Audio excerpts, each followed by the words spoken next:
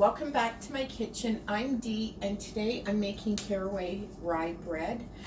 If you don't like caraway seeds or you don't know what they taste like, you can just omit them and make just plain rye bread. When I was younger, bread making seemed so hard and so difficult, but if you have a mixer, uh, it's so easy. So we're going to get started, and I'll show you the ingredients. You need a cup of lukewarm water, a cup of rye, whether it's medium rye, dark rye, even pumpernickel flour you can use. I love pumpernickel rye as well. You need 4 teaspoons of sugar, 2¼ teaspoons instant yeast. That's one packet of, the little packages of yeast. It's just one of those small packages. You need half a cup of sour cream, 1 to 2 tablespoons caraway rye seeds. I up it to 2 because I absolutely love it. 1½ teaspoons of salt. I use the kosher salt. And vital wheat gluten, 3 tablespoons. You don't need it. I highly recommend it. It helps. Rye flour doesn't rise very well, so it really helps it. And this is vital wheat gluten. You can get this in grocery stores. I can post a link where you can get it on Amazon in the description, and you only use 3 tablespoons at a time. It lasts forever. Okay, so let's get started. So the first thing we're going to do, I'm just going to lift my mixer thing up. You're just going to put in the water, the rye flour, the sugar,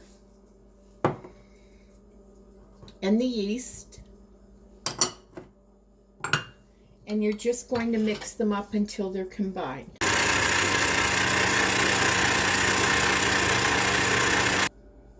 So you just want it until it's combined. If your mixer's having a hard time trying to combine it because there's so little in the bowl, you can just use a spatula as long as it's mixed. Okay, so that is done, and I'm just going to set a timer for 20 minutes, and we're just going to let this all combine and the yeast start working its magic. Okay, 20 minutes are up. Now comes the fun part. All you have to do is throw absolutely everything else in.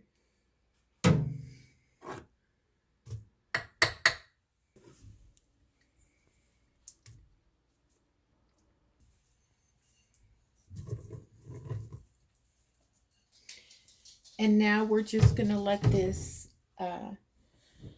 turn this on and wait for it to form a nice dough ball.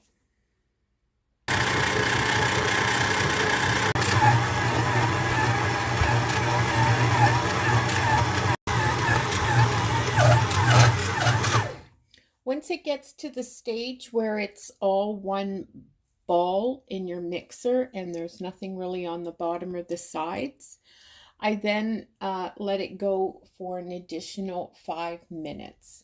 That's the point I time it at.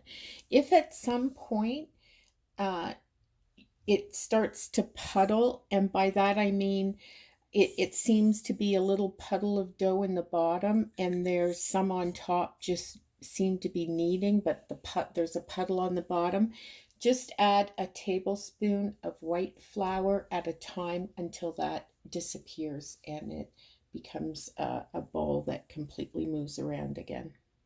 So the dough is done, and all I do is, it's a firm dough, and all I do is kind of shape it into a nicely shaped ball. And then I put it into a bowl that I've sprayed with vegetable spray. And then I'm going to cover this with saran wrap. So I've covered this with saran wrap, and I'm going to put this in my oven with the oven light on. The oven isn't on, just the light on. That keeps it in a draft-free area, and it warms it up a little bit, and it's the perfect place for to let your dough rise. Now you're going to wait until it's noticeably puffy, and that should take between 60 and 90. Okay, it's been 90 minutes, and as you can see, it's really puffy. So we're just going to get that out of there. We're just going to lay this down and we're going to punch it. We're just going to deflate that dough. So what I'm going to do is just fold it and make it into a nice looking oblong loaf. So I have a piece of saran wrap, plastic wrap, and I sprayed one side of it, and I'm going to put the sprayed side over top of the bread, and I'm going to let it rise for another hour and a half. I'm just letting it sit on it, and this spray just helps it from not sticking to the top of the bread, and this is going to rest for another hour and a half. So here's our loaf. It's nice and big, and I've taken it out and I've set my oven to 350 Fahrenheit, and I'm just going to wait until it gets warm. So my oven is at the proper temperature. I'm just going to take the plastic wrap off. I'm just going to, you can take a sharp knife, and I'm just going to slit it, give it a little slit in the middle, and I'm going to just spritz it with water, and I'm going to put it in the oven for 45 to 50 minutes. And at about 20 minutes, I'm going to tent it so it doesn't get too brown. And you're looking for an internal temperature of about 205 to 210.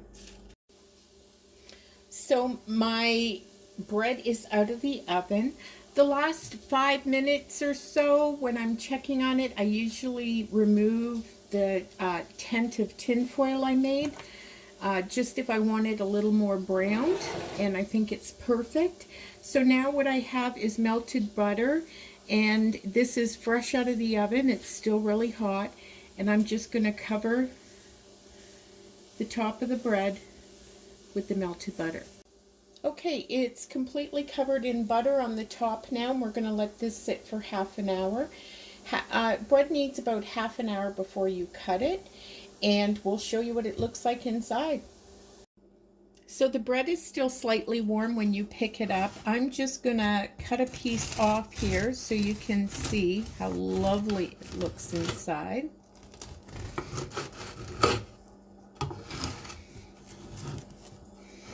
There you go. You can see a few of the caraway seeds.